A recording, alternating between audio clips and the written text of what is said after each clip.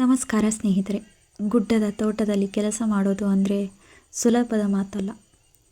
ಕೆಳಗಿಂದ ಮೇಲೆ ಅಡಿಕೆ ಹೊರೋದು, ಮೇಲಿಂದ ಕೆಳಕ್ಕೆ ಗೊಬ್ಬರ ಇಳಿಸೋದು, ಅಬ್ಬಾ ಬೆನ್ನು ಮೂಳೆ ಮುರಿದು ಹೋಗುತ್ತೆ.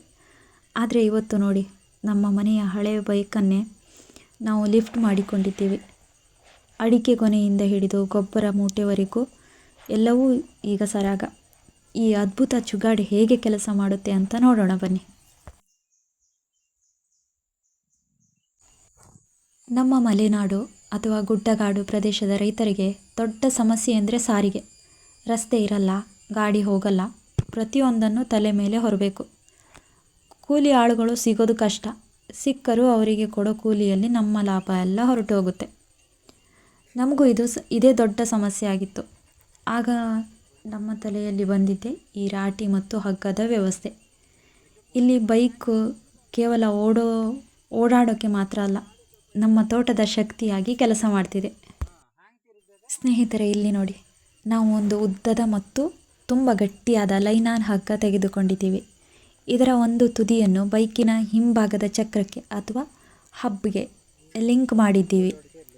ಬೈಕನ್ನು ಸ್ಟ್ಯಾಂಡ್ ಹಾಕಿ ನಿಲ್ಲಿಸಿ, ಗೇರ್ ಹಾಕಿ ಆಕ್ಸಿಲೇಟರ್ ಕೊಟ್ಟರೆ ಸಾಕು. ಚಕ್ರ ತಿರುಗಿದಾಗ ಹಗ್ಗ ಸುತ್ತಿಕೊಳ್ಳುತ್ತೆ ಅಥವಾ ಎಳೆಯುತ್ತೆ.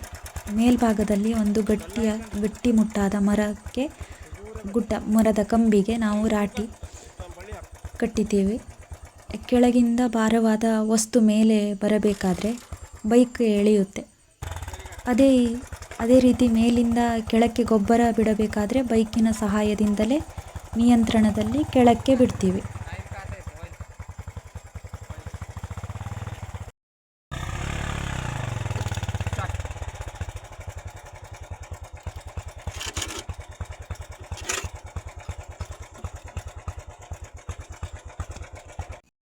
ನೋಡಿ, ಈಗ ಕೆಳಗೆ ಕಲ್ಲನ್ನು ಲೋಡ್ ಮಾಡಿದ್ದಾರೆ.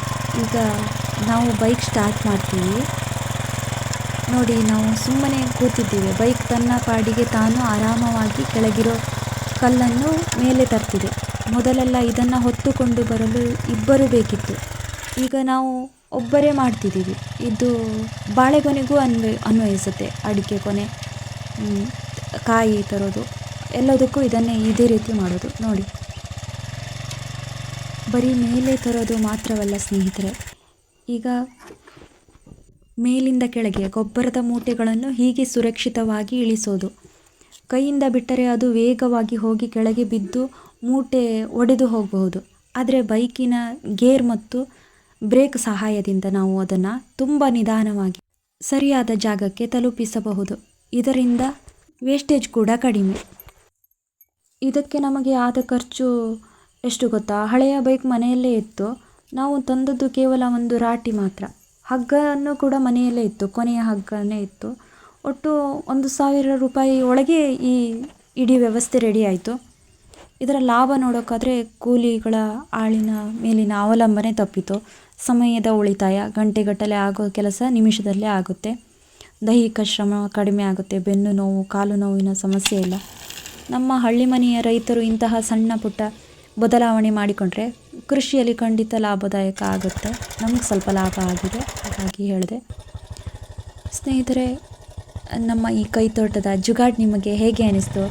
ಇಷ್ಟ ಆಗಿದ್ದರೆ ದಯವಿಟ್ಟು ವಿಡಿಯೋನ ಲೈಕ್ ಮಾಡಿ ಮತ್ತು ನಿಮ್ಮ ರೈತ ಬಾಂಧವರೊಂದಿಗೆ ಶೇರ್ ಮಾಡಿ.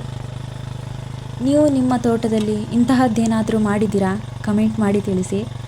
ಇಂತಹದ್ದೇ ಹೆಚ್ಚಿನ ಮಾಹಿತಿಗಾಗಿ ನಮ್ಮ ಹಳ್ಳಿ ಮನೆ ಕೈತೋಟ ಚಾನಲ್ಗೆ ಸಬ್ಸ್ಕ್ರೈಬ್ ಮಾಡಿ.